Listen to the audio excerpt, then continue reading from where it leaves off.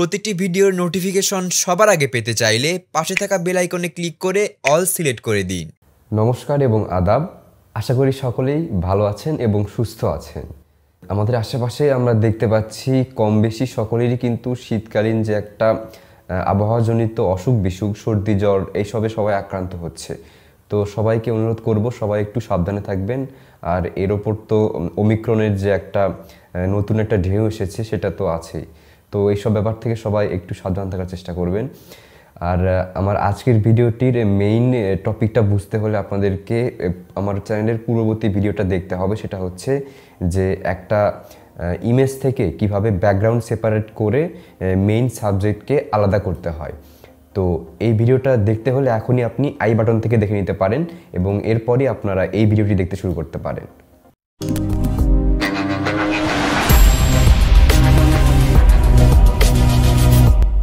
Welcome back after the intro. দেখা শেষ, তাহলে চলুন আমরা আমাদের আজকের ভিডিওর মেইন টপিকে চলে যাই। তো আজকের ভিডিওটির টপিক হলো কিভাবে সবচেয়ে সহজে কোনো ছবির ব্যাকগ্রাউন্ডকে ব্লার করবেন বা কাস্টমাইজড ডেপথ ইফেক্ট অ্যাপ্লাই করবেন, তাও সম্পূর্ণ প্রফেশনালভাবে। আপনাদের জন্য সুবিধার ব্যাপার হচ্ছে আজকের কাজটিও আপনারা মোবাইল বা কম্পিউটার যে কোনো ডিভাইস ব্যবহার করেই করতে পারবেন। তো মোবাইল ফোন সবার কাছেই অ্যাভেলেবল হওয়ায় প্রথমে অ্যান্ড্রয়েড স্মার্টফোন ব্যবহার করেই আপনাদেরকে দেখানোর চেষ্টা করছি।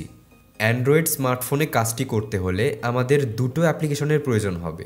প্রথমটি হচ্ছে স্ন্যাপশিট এবং দ্বিতীয়টি হচ্ছে পিক্সলার। দুটো অ্যাপেরই ডাউনলোড লিঙ্ক আমি ডেসক্রিপশনে দিয়ে দিলাম। প্রথমেই স্ন্যাপশিট ওপেন করে সেটিং করে নিতে হবে যেন ছবিটি বেস্ট কোয়ালিটিতে সেভ হয়। সেটিং করতে টপ রাইটের 3 ডট থেকে সেটিংয়ে ক্লিক করে image sizing A do not resize এবং ফরম্যাট অ্যান্ড কোয়ালিটি অপশন থেকে পিএনজি সিলেক্ট করে দিতে হবে।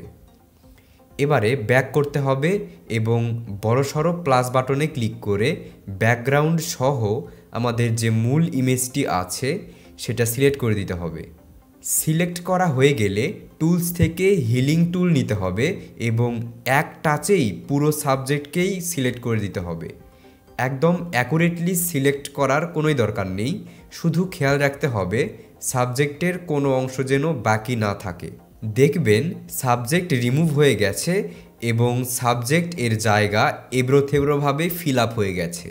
চিন্তার কারণ নেই, বটম রাইট কর্নার থেকে টিক দিয়ে দিতে হবে এবং পুনরায় টুলস মেনু থেকে এবারে লেন্স ব্লার টুলটি সিলেক্ট করে নিতে হবে। সাথে সাথেই দেখবেন এলিপ্টিক্যাল ব্লার চলে এসেছে, কিন্তু এই ছবিতে তো আমাদের এলিপ্টিক্যাল ব্লারের কোনোই দরকার নেই। এই ছবিতে আমাদের দরকার লিনিয়ার ব্লার অ্যাপ্লাই করা। বটমের টুলগুলো থেকে দ্বিতীয় গোলাকৃতির আইকনে ক্লিক করে লিনিয়ার ব্লার অপশনটি অন করে নিব এবং মূল বিন্দুকে নিচের দিকে বা যেদিকে আমাদের ফোকাস তল রয়েছে সেই দিকে নিয়ে আসব। নিয়ে আসার আগে আপনাদের একটা কথা মনে করিয়ে দিই, যারা যারা আমার চ্যানেলের প্রথম দর্শক ছিলেন তারা কিন্তু আমাদের চ্যানেলের একেবারে প্রথম ভিডিওটি থেকে এই টুলের ব্যবহার অলরেডি জেনে গেছেন। তো আপনারা চাইলে সেই ভিডিওটি এখনও দেখে নিতে পারেন যদি সায়েন্টিফিক্যালি এই টুলটি জানতে চান। যেহেতু এই ভিডিওতেও এই বিষয়টা সরাসরি সম্পৃক্ত আছে, তাই আমি শর্টকাটে হলেও বিষয়টা আরেকবার উপস্থাপন করছি।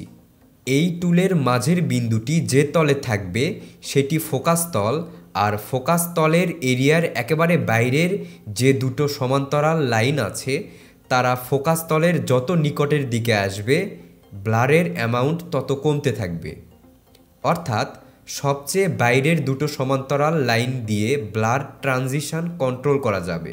কি পরিমাণ ব্লার ট্রানজিশন ন্যাচারাল লাগে এটা আপনাদের ছবি দেখেই বুঝে নিতে হবে। এ অবস্থায় স্ক্রিনের যে কোনো অংশে টাচ করে ধরে রেখে টাচ উপরে বা নিচে করলে আপনারা যথাক্রমে ব্লারি অংশের ব্লার স্ট্রেংথ, ব্লার থেকে আনব্লারি অংশের দূরত্ব বা ট্রানজিশন এবং এই সিনটিতে ভিগনেট অ্যাপ্লাই করতে পারবেন।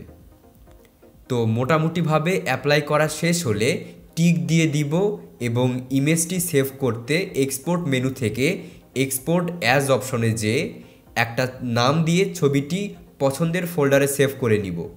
এবারে সবচেয়ে গুরুত্বপূর্ণ কাজটি করতে হবে, সেটা হচ্ছে ব্লার্ড ব্যাকগ্রাউন্ড আর ক্রপড সাবজেক্ট দুটোকে মিক্স করে ফাইনাল ইমেজ তৈরি করা।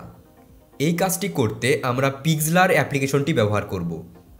পিক্সলার অ্যাপ্লিকেশনটি ওপেন করে টপ লেফটে সেটিং আইকনে ক্লিক করে রেজলিউশন সেটিং করার জন্য ডিফল্ট সেভ সাইজ অপশন থেকে কাস্টম করে দিব।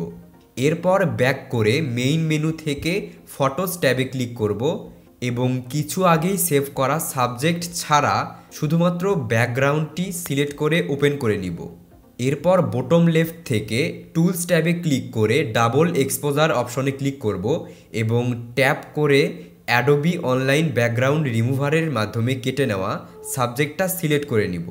এখানে আপনাদের মনে যদি প্রশ্ন জন্মে থাকে যে কিভাবে এত পারফেক্টলি সাবজেক্টকে সেপারেট করে নিলাম, তাহলে খুব সম্ভবত আপনি আমাদের পূর্ববর্তী ভিডিওটি এখনও দেখেননি, যেখানে প্রসেসটি আমি মাত্র 20 সেকেন্ডেই শেষ করে ফেলেছিলাম।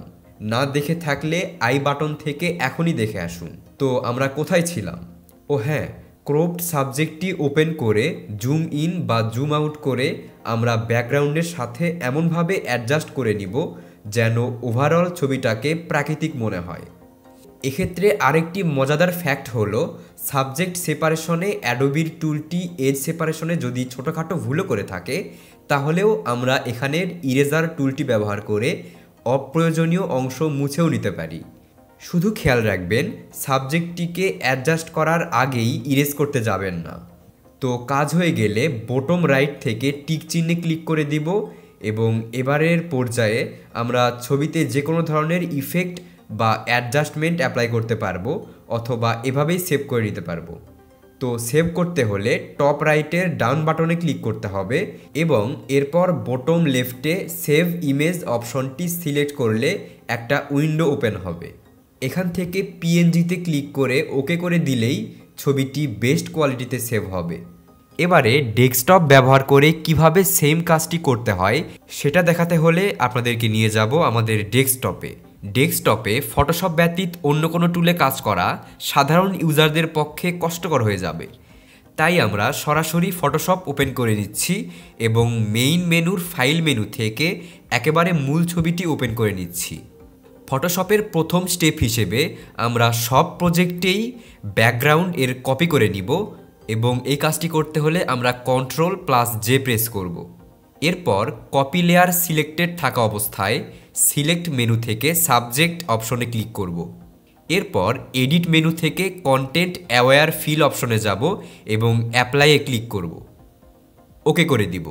এবার Ctrl+D প্রেস করে সাবজেক্টটি বা সিলেকশনটি ডিসিলেক্ট করে দিব। এরপর ফিল্টার থেকে ব্লার গ্যালারি এবং ব্লার গ্যালারি থেকে টিল্ট শিফট অপশনে ক্লিক করে ফোকাসকে অ্যাডজাস্ট করে নিব এবং ওকে করে দিব। এখন যদি জিজ্ঞেস করেন এখানে কি করলেন, বললেন না তো? আমার উত্তর কি হবে জানেন? আপনি ভিডিওটি স্কিপ করে দেখেছেন।